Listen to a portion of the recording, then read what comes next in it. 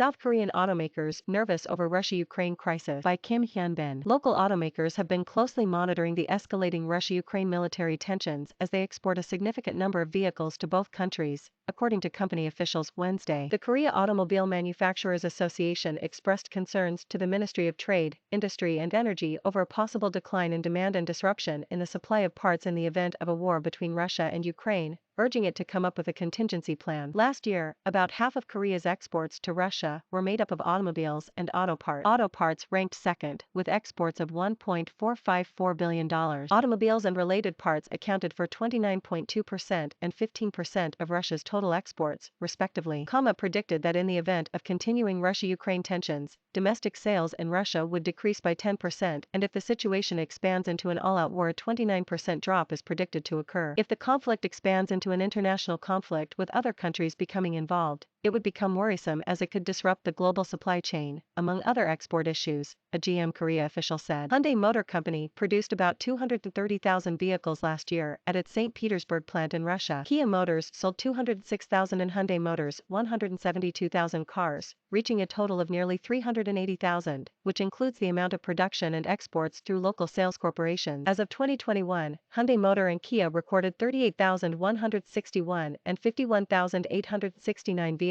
exported, respectively, with Russia accounting for 4.5% of the total export volume of the conglomerate. Fortunately, Hyundai Motor's St. Petersburg plant is about 1,200 kilometers away from the disputed area between Russia and Ukraine, and therefore, is not directly affected. However, there is a possibility of a supply parts disruption due to the escalation of tensions. We are closely monitoring the local situation, a Hyundai Motor official said. SsangYong Motor also is being supplied some of their car parts from Slovakia, which borders Ukraine. SsangYong Motor's exports to Russia have been suspended since 2014 and exports to Ukraine since 2017. But it is receiving raw materials such as aluminum from Ukraine and parts from Slovakia through its partners. We have partner firms in Slovakia, but the import of vehicle parts is relatively small from the region, so we won't be heavily impacted by the conflict, a SsangYong official said. KOMA has temporarily applied emergency quota tariffs on items that are on the list for possible supply disruption due to the Ukraine crisis, and has requested liquidity support for companies suffering from export sanctions to Russia.